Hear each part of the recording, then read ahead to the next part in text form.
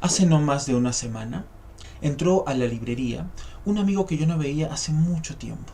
Cuando lo conocí, él era un excelente artista que había escrito e ilustrado muchos folletos evangelísticos y que estaba muy ilusionado de poder bendecir al pueblo de Dios con su arte. Pero ahora que lo volvía a ver, estaba desolado. Y aunque al comienzo intentaba aparentar que todo estaba bien, muy pronto brotó de él esta angustia que nos llevó a tener una profunda conversación. Las cosas que poco a poco salían de su corazón subían de tono cada vez más y más, hasta que llegó al punto cumbre, la verdadera razón de su frustración. Mi amigo creía y afirmaba que todas las iglesias estaban perdidas, humilladas y derrotadas. En medio de sus muchos argumentos inconexos, ninguno de estos basados en las escrituras, había uno muy recurrente. ¿Dónde están los grandes apóstoles y los famosos profetas?, decía. Esos pastores que antes de la pandemia alardeaban de hacer milagros en sus grandes espectáculos. ¿Por qué se esconden? ¿Por qué nos privan del poder de Dios? ¿Por qué se acobardan? Si con una palabra podrían derrotar el coronavirus, ¿dónde está ahora su fe? La iglesia está derrotada, Josué, me decía. La iglesia está humillada, está perdida. ¿Y usted qué opina? ¿Está la iglesia derrotada, humillada, perdida? ¿Será que el dolor y el sufrimiento recién han aparecido con la pandemia? Y si el dolor y el sufrimiento existieron aún desde la época de los apóstoles, ¿será que aquellos también estaban humillados, derrotados, perdidos? Aún el mismo Jesús sufrió más que ningún otro y fue arrastrado hasta la muerte en medio de una inenarrable aflicción.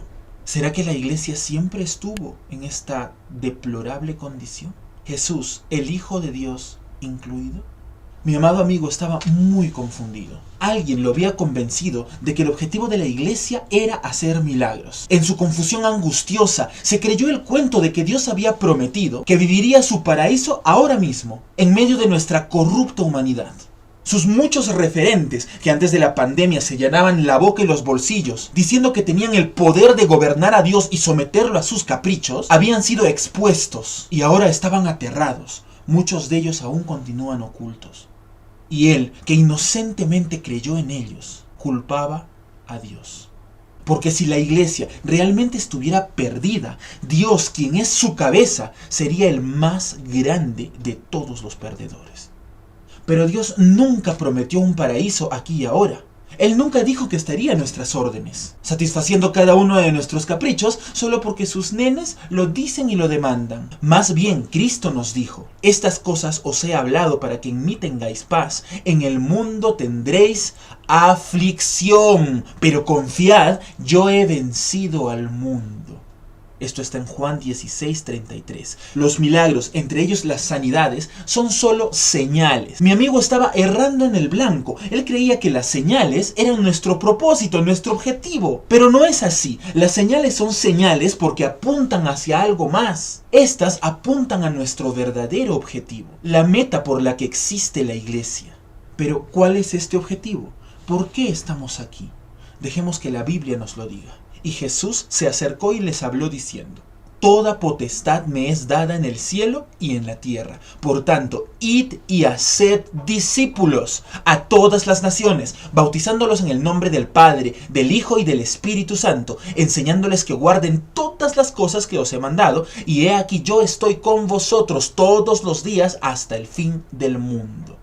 Jesús nos dejó muy clara cuál es nuestra función aquí en la tierra. Id y haced discípulos, nos dijo. O sea, llenar al mundo con su palabra. Las sanidades son solo señales que apuntan a Cristo, el Salvador. Él las obrará y usará en el momento que Él desee hacerlo. Nadie gobierna a Dios. ¿Quién se atreverá a decirle al Creador del universo lo que puede o no puede hacer? Pero así como puede usar los milagros para sus propósitos, también puede usar el dolor y la aflicción con el mismo propósito. ¿Qué tal si vemos un ejemplo? La crisis sanitaria que estamos viviendo hoy y el hecho de que en el mundo entero la gente se haya visto cara a cara con la muerte ha hecho que muchísimos alrededor del mundo reflexionen acerca de su destino eterno y se acerquen a Dios. Personas que antes de la pandemia no habríamos ni imaginado que se acercarían a la iglesia, hoy son fieles creyentes. Paradójicamente, esta pandemia ha abierto los ojos de muchos. Los charlatanes fueron desenmascarados y las iglesias sanas están creciendo poderosamente. El evangelio se esparce por lugares donde nunca antes había llegado.